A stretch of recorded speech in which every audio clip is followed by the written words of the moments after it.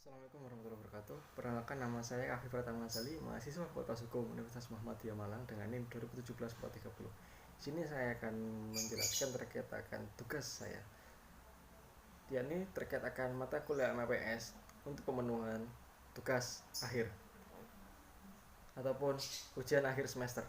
Di mana saya dalam hal ini pertama-tama saya akan menjelaskan terkait akan hasil pengerjaan saya perihal permohonan mengadakan arbitrase, di mana dalam hal ini yang saya kerjakan menyangkut antara kedua belah pihak, antara pemohon dengan termohon, di mana pemohon yaitu dalam hal ini yaitu PT Cipta Kridatama, dan pihak termohon yakni adalah BUK Trading SA dan juga Badan Arbitrase Nasional ataupun BANI.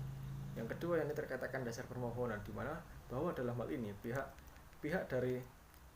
dari termohon telah melakukan suatu citra janji ataupun prestasi yang dimana dinilai tidak tanggung jawab terkait akan kontrak ataupun perjanjian yang telah mereka sepakati bersama dengan nomor 011 strip garing CK strip BT garing kon strip TAMB garing 12 garing 2006, di mana dalam hal ini kewajiban yang dimiliki oleh termohon yakni melaksanakan pembayaran kepada pemohon, di mana hal ini tidak dilakukan oleh termohon. Oleh karena itu, pihak pemohon itu merasa ada yawan prestasi yang dilakukan oleh pihak termohon. Seperti itu. Saya akan menguraikan sedikit terkait akan uraian perkaranya, di mana bahwa pada awalnya telah terjadi perjanjian kegiatan penambangan batubara pada tanggal 20 Februari tahun 2007 yang tertera dalam kontrak dengan nomor 011 CK strip BT garing kan TAMB garing 12 garing 2006 antara pemohon dan juga termohon, di mana dalam kontraknya menjelaskan bahwa pekerjaan yang harusnya dilakukan pemohon dilakukan secara dua tahap, yakni praproduksi dilaksanakan pada 3 bulan pertama, yakni bulan Maret, April, dan juga Mei tahun 2007, yang melakukan persiapan produksi penambangan berupa pengangkutan material-material berupa tanah, pasir, batu-batu yang menutupi batu bara ataupun overburden. Dan pada selanjutnya itu pada masa produksi dimulai setelah lewatnya masa praproduksi. Nah, dimulainya itu pada bulan Juni tahun 2007. Untuk jangka waktunya itu 57 bulan. Nah, dimana untuk mengukur dan mengetahui akan pekerjaan-pekerjaan yang telah dilakukan oleh pihak pemohon, tentunya dilakukanlah pencatatan dalam berita acara yang tertangani oleh pihak termohon dan pemohon. Nah, di mana ada yang tanda tangan, otomatis adanya suatu kesepakatan ataupun pengetahuan ataupun diketahui oleh kedua belah pihak, seperti itu.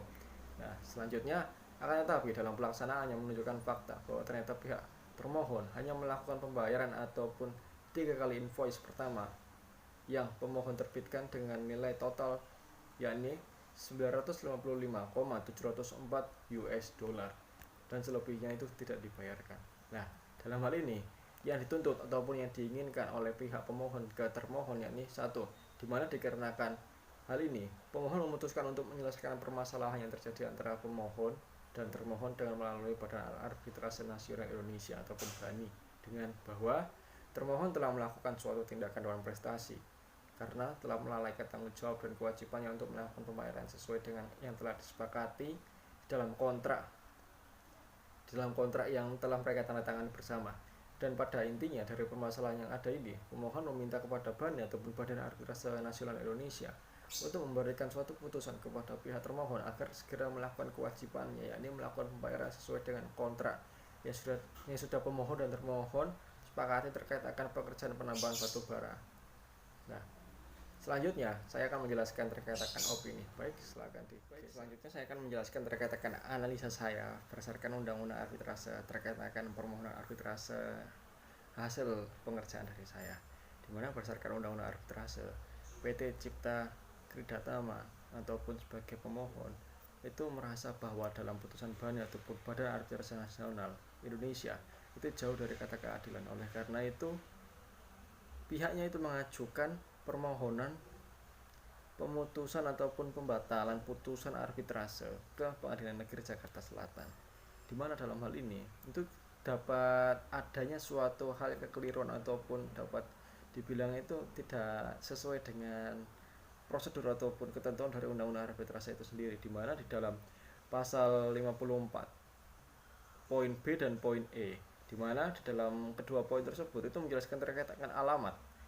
Nah, sedangkan di dalam putusan ataupun kasus posisi ini tidak ada menyentuhkan alamat sama sekali terkait akan baik itu para pihak yang bersangkut pautan ataupun memiliki permasalahan, baik ataupun dari pihak arbiternya sendiri tidak menyentuhkan alamat sama sekali, di mana dalam poin B itu menyentuhkan terkait akan adanya harus dicantumkan alamat dari para pihak baik pemohon ataupun termohon, sedangkan di poin E itu harus menyantumkan alamat dari pihak arbiter, di mana dalam putusan ini tidak menyantumkan alamat masing-masing arbiter ataupun para pihaknya, di mana hal ini itu merupakan suatu kewajiban yang harus dilakukan sesuai dengan yang tertera dalam Undang-Undang Nomor 30 Tahun 1999 tentang arbitrase. Selanjutnya yakni terkait akan melebihi jangka waktu, di mana terdapat pada pasal 57 Undang-Undang Nomor 30 Tahun 1999. Dalam hal ini mengatur mengenai waktu. Lebih tepatnya yakni penyelesaian sengketa ataupun putusan yang diucapkan itu dalam waktu yang paling lambat 30 hari setelah pemeriksaan ditutup atau dinyatakan selesai ataupun berakhir, seperti itu. Dimana dalam hal ini ataupun dalam kasus posisi atau dalam pengerjaan yang saya kerjakan ini, dalam hal ini tentunya majelis arbitrase itu wajib menentukan perihal putusan sebagaimana berikut. Dalam kurun waktu 30 hari ataupun bisa dikatakan 1 bulan, putusan itu harus dibacakan setelah dilakukan ataupun setelah ditetapkannya pemeriksaan, bahwa pemeriksaan itu telah ditutup, seperti itu. Selanjutnya yakni saya masuk kepada opini saya.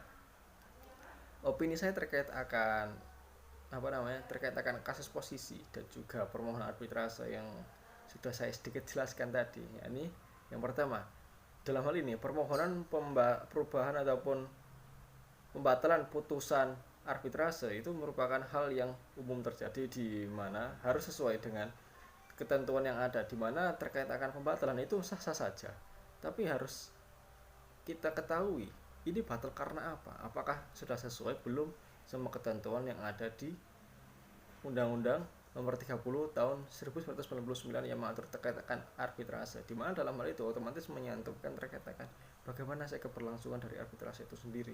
Nah, di mana di dalam hal ini terdapat ketentuannya itu pada bab 7 tentang pembatalan putusan arbitrase, tepatnya pada pasal 70 Undang-Undang Nomor 30 Tahun 1999 tentang arbitrase. Dan juga terkait akan putusan dari arbitrase itu tentunya memiliki sifat yakni sifatnya final. Otomatis di dalam melakukan pembatalan putusan itu tidak dapat semena-mena ataupun tidak dapat seenaknya sendiri. Karena apa? Suatu putusan arbitrase yang sudah ditetapkan itu sebenarnya memiliki sifat final. Tapi apabila di dalam putusan itu merasa ada salah satu pihak yang dirugikan atau tidak sesuai dengan fakta yang ada, itu dapat dilakukan pembatalan. Seperti itu. Jadi seperti itu yang dapat saya sampaikan, kurang lebihnya saya mohon maaf. Wassalamualaikum warahmatullahi wabarakatuh. Terima kasih.